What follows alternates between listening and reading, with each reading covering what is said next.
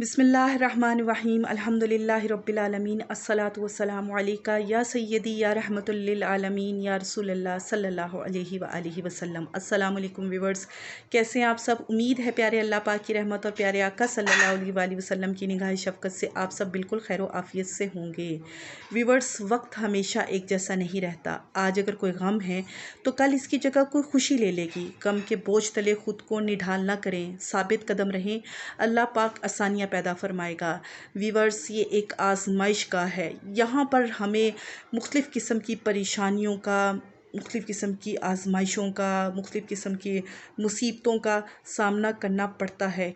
तो इस आजमाइश का में अगर हम सुकून की, इत्मीनान की और खुशियों भरी ज़िंदगी अगर गुजारना चाहते हैं तो इसके लिए सबसे पहले जो चीज़ हमें करनी है वो ये है कि हमें अल्लाह ताला की रज़ा में राज़ी रहना है, अल्लाह के फ़ैसलों में राज़ी रहना है। इस चीज़ को ज़हन में रख लें कि यहाँ पर सुकून में वही है, चैन में वही है जो मुश्किलात, जो परेशानियों, जो तकालीफ़ के बावजूद भी ये समझता है और ये सोचता है कि मेरे रब के फ़ैसलों में कोई ना कोई हिकमत है, तभी ये मामलात मेरे सामने पेश आ रहे हैं। और अब यकीन जानिए, जब हम अल्लाह ताला के फ़ैसलों पर राज़ी होना शुरू हो जाते हैं और सब्र और शुक्र के साथ इन तमाम मराहिल को तय करते हैं, ज़िंदगी के हर मुश्किल दौर को गुजारते हैं, तो फिर थोड़ी देर बाद हमें समझ में आता है कि आया ये मुश्किल हमारी ज़िंदगी में आई क्यों थी। जी हाँ, उस वक्त आपको अल्लाह ताला की हिकमतें समझ में आना शुरू हो जाती है कि मेरे रब की क्या क्या हिकमतें थीं। जैसे कि अल्लाह पाक कुरान पाक पे फरमाता है कि तुम नहीं जानते, अल्लाह जानता है। तो जब हम नहीं कुछ भी जानते और अल्लाह ही सब कुछ जानता है, तो फिर इसी में अक्लमंदी है, इसी में दानाई है और इसी में समझदारी है कि अल्लाह ताला के फ़ैसलों को कबूल करते हुए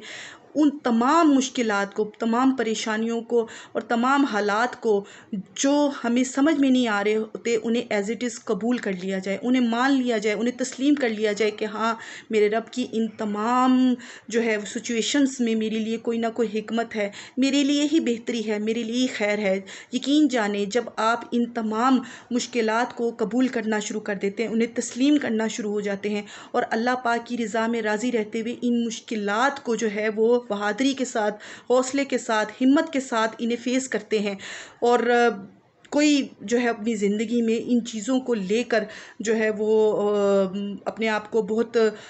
परेशानी में और बोझ में अपने आप को महसूस नहीं करते और सर खम तस्लीम हो जाते हैं और अल्लाह ताला की रज़ा में राज़ी हो जाते हैं। तो उस वक्त यही ज़िंदगी, यही आजमाइशों भरी, परेशानियों भरी ज़िंदगी आपके लिए बन जाती है सुकून का बाइस। इसमें याद रखिए कि अल्लाह ताला के फ़ैसलों को कबूल कर लें, जैसे हालात हैं उन्हें एज़ इट इज़ कबूल कर लें और फिर अल्लाह पाक की रज़ा में राज़ी रहते हुए अपनी ज़िंदगी को बेहतरीन तरीके से आप गुजार सकते हैं। और इसमें दूसरी चीज़ जो है कि वो ये है कि वो सब्र और शुक्र को लाजिम कर लें। जो हालात हैं, जो परेशानी आपकी ज़िंदगी में आई, याद रखिएगा कि इससे भी बड़ी एक परेशानी होती है। अल्लाह ताला ने आपको उस बड़ी परेशानी से बचाया हुआ है। जैसे कि किसी के घर में अगर कोई चोरी होती है और कुछ सामान वगैरह डाकू लूट कर ले जाते हैं, तो उसमें इंसान को जो है वो हिम्मत से काम लेना चाहिए। उस वक्त भी हिम्मत का दामन हाथ से नहीं छोड़ना चाहिए, क्योंकि इससे भी बड़ी एक आजमाइश थी। हो सकता है वो डाकू किसी की जान ले लेते, हो सकता है जानी नुकसान कोई कर जाते, तो उसमें भी बंदा ये सोचे कि मेरे रब की रज़ा में मैं राज़ी रहूँगा, मैं किसी भी किस तरह के हालात में जो है वो हिम्मत नहीं हारूँगा, मायूस नहीं होऊंगा, मैं ऐसा कोई कदम नहीं उठाऊँगा जिसकी वजह से ना सिर्फ मैं अपनी बल्कि दूसरों की ज़िंदगियों को भी मुश्किल में डाल दूँगा। इसीलिए अल्लाह ताला पर भरोसा करें, अल्लाह पाक पर तवक्कल करें। अगर कोई सख्त से सख्त तरीन हालात भी आपकी ज़िंदगी में आ जाते हैं, तब भी अल्लाह पाक का शुक्र अदा करें, क्योंकि एक बड़ी तकलीफ़, बड़ी परेशानी से आपके रब ने आपको बचाकर उस छोटी तकलीफ़ में डाल दिया, उस छोटी परेशानी, उस छोटी आजमाइश में डाल दिया जो आप सह सकते हैं, जो आप बर्दाश्त कर सकते हैं। अल्लाह किसी जान पर उसकी ताकत से ज़्यादा बोझ नहीं डालता। जब आप इस चीज़ को ज़हन में रख लेंगे तो जो परेशानी, जो तकलीफ़, जो आजमाइश आपकी ज़िंदगी में आएगी, आपको इस बात का एहसास होगा कि आप में इतनी ताकत, इतनी जो है वो हिम्मत थी कि आप इस बोझ को जो है वो उठा सकते हैं, इस बोझ को जो है वो उसको सह सकते हैं। तभी अल्लाह ताला ने आप पर ये आजमाइश डाली है, वरना अल्लाह किसी जान पर उसकी ताकत से ज़्यादा बोझ नहीं डालता। जब आप ये महसूस कर लेंगे तो आप अपने पोटेंशियल को, अपनी पावर को, अपनी कुव्वत को जान जाएंगे। आपको समझ आ जाएगा कि ये परेशानी, ये आजमाइश को मैं बहादुरी के साथ बर्दाश्त भी कर सकता हूँ, ना सिर्फ बर्दाश्त कर सकता हूँ बल्कि इसमें से गुज़र भी जाऊँगा। और यकीन जाने, जब आप अपनी ताकत को, अपनी पोटेंशियल को, अपनी हिम्मत को, अपनी कुव्वत को जान लेते हैं तो आप फिर उस चीज़ को, उस आजमाइश को, उस परेशानी को जो है वो बोझ नहीं समझते, बल्कि सब्र और शुक्र के साथ उस आजमाइश में से भी आसानी से गुज़र जाते हैं।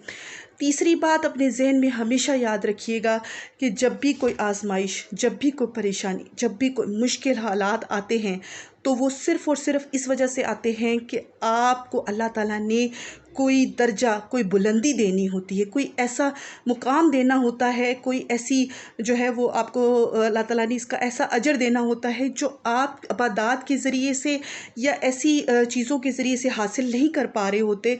कि जिसकी वजह से आपकी कमी और कोताही होती है उस चीज़ में, कि आप उन नेकियों के ज़रिए से, इबादत के ज़रिए से वो मुकाम हासिल नहीं कर पा रहे होते जो अल्लाह पाक आपको देना चाहते हैं। तो अल्लाह ताला आप पर फिर आजमाइश डालते हैं, अल्लाह ताला फिर आप पर कोई मुसीबत डालते हैं, जिसकी वजह से जब आप बर्दाश्त करते हैं उस चीज़ को, सब्र करते हैं उस चीज़ पर, और सब्र करने के साथ साथ शुक्र भी करते हैं उस चीज़ को, तो याद रखिए फिर वो चीज़ आपके दर्जात की बुलंदी का ज़रिया बन जाती है। आपके लिए वही आजमाइशें, वही तकलीफ़ें जो हैं वो आपके लिए, आपको वो मुकाम और मर्तबा देने के लिए फिर आप अल्लाह ताला आपको दे देता है जो आपको अल्लाह ताला ने अता करना था। और अब आप उस आजमाइश में से गुज़र कर अल्लाह ताला के वो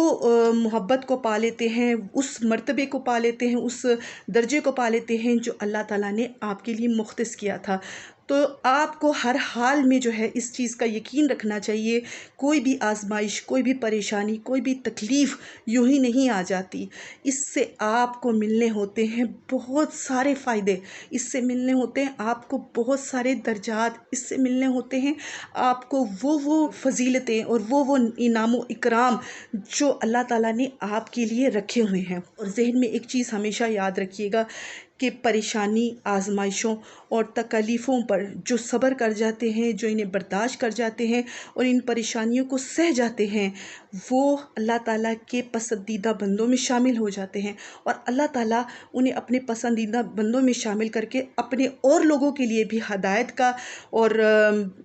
बेहतरी का जो है वो उन्हें एक ज़रिया बना देता है, जिससे वो और लोगों के लिए भी जो है ऐसे ऐसे मस्बत और तामीरी काम करना शुरू कर देते हैं, जिसके ज़रिए से और लोगों की भी इस्लाह होती है और उनको अल्लाह ताला ये मुकाम उन पर आई हुई उन मुसीबतों और परेशानियों पर सब्र और बर्दाश्त की वजह से ही तो देता है। तो इसलिए कभी भी हिम्मत मत हारिए, अल्लाह ताला की हिकमतों को, अल्लाह ताला की मसलियतों को समझिए, उन पर राज़ी रहिए। और अल्लाह ताला की तदबीरें जो होती हैं उनको हम नहीं समझ सकते, और इसलिए अल्लाह ताला का हर हाल में शुक्र अदा कीजिए। अल्लाह पाक की ज़ात पर कामिल भरोसा रखिए, वो कभी भी किसी को तन्हा नहीं छोड़ता और वो हमेशा अपने बंदों के साथ होता है। इसलिए कभी भी अपने आप को तन्हा महसूस ना करिए, हर आजमाइश का बुलंद हिम्मती से सामना करिए, मुश्किलात को, तकालीफ़ को मुस्कुराते हुए सह लीजिए और फिर अल्लाह ताला के इनाम व इकराम के लिए भी जो है वो ख़ुद को तैयार रखिए, क्योंकि अल्लाह ताला का वादा है कि जो सब्र करता है अल्लाह ताला फिर उसे बेहतरीन इनाम व इकराम से भी नवाजता है। तो ये थी मेरी आज की वीडियो। तो इंशाल्लाह ताला किसी नए मस्बत और तामीरी टॉपिक पर मज़ीद वीडियो बनाऊँगी। अब तक के लिए इजाज़त दीजिए, दुआ में याद रखिए। फ़ी अमानिल्लाह करीम। अल्लाह हाफ़िज़।